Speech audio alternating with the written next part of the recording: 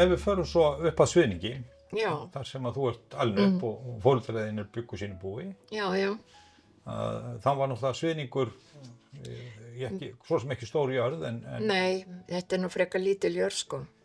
faðirinn hans sinnti nú ýmsu, hann var nú vitavörður, var það ekki? Jú, hann var vitavörður og svo hérna, það voru félög þarna, 3 félög sem voru starfandi, það var náttúrulega Kvenfélagið, Já, Lestrarfélagið já. og þar var þó nokkuð mikið bókasafn til orðið. Það var geymt á Sviðningi. Það geymt á Sviðningi, já. Já, þangað til það var fór svo út á Víkum Já, þegar foreldrar mínir fóru að draga saman seglin. Og Lestrarfélagið var með skemmtun á hverju sumri já, og þeir peningar sem kom inn þá var notað til bókakaupa. Alltaf keypti eitthvað af bókum fyrir jólin já, og svo náttúrulega lánað út til fólksins já. sem hann var í félaginu. Nú, Kvenfélagið var með jólatrésskemmtun og það var líka með ball einu sinni á ári, minnstakosti. Já, Og- svona almennan dansleik? Já, almennan dansleik Já, og þá var þetta auglýst og þá komu þeir frá Skagaströnd og ekki var nú gott í vegasambandi þá. nei, var ekki, hvað, Fossáin óbrúið bara? Jú, hún var óbrúið og það var farið yfir Fossána bara einhvers staðar niður undir klettunum eða niður við fjöruborðið eða þar, Fram á brúninni? eða fram á brúninni réttar sagt. Og þetta voru taldar glæfraferðir hjá þeim. Já, En út eftir vildu þeir komast til að komast á pall. já, Og svo voru líka spilararnir frá Skagaströnd. Og svo er það málfundafélag sem starfaði svipað eins og ungmennafélögin gerir í dag. Og það var með íþróttadeild. Og ég má sko ekki gleyma að segja frá því að það var fótboltavöllur þar sem upp á Melónu þarna í Kálfsamarslandi, þar sem stóra krúsin er núna. Malarkrúsin. já, fyrir ofan veginn? Já.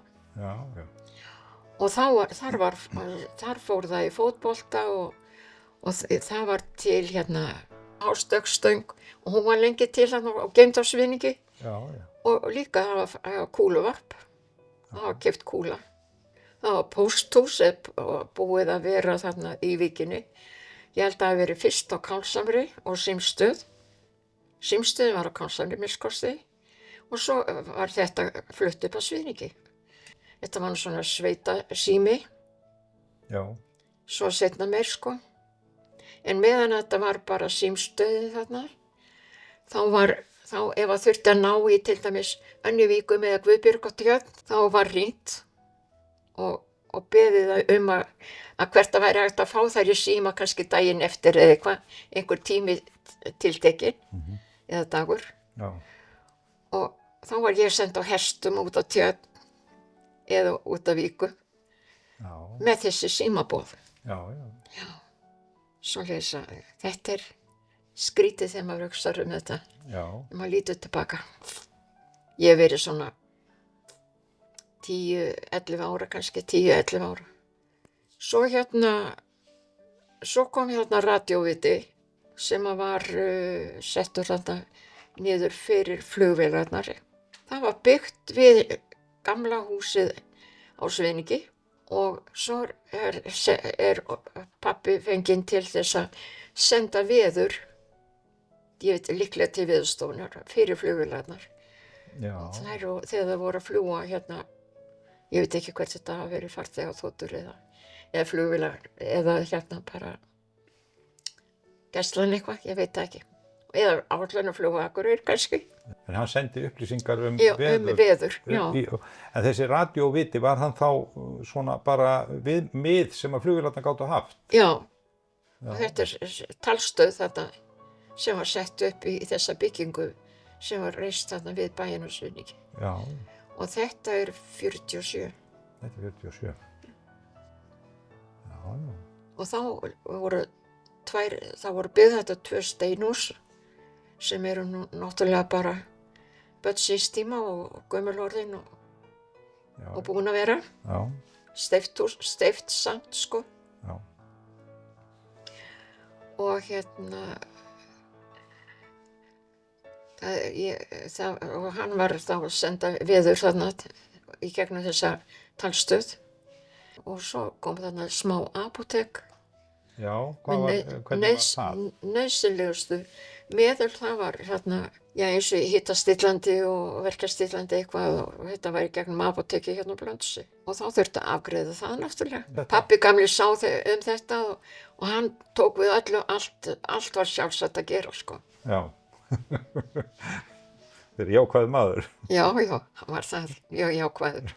Og þarna er ekki komið almennilegt vegasamband og Nei, flutningar að og frá eru svona það var bara á hestum.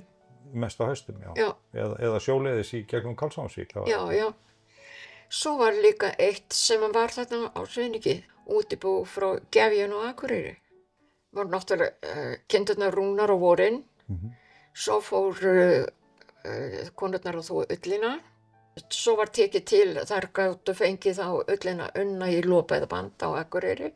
Og svo þetta sent, vigtað og merkt hverju frá hvaða heimili þetta og þetta og svo hver fái sitt.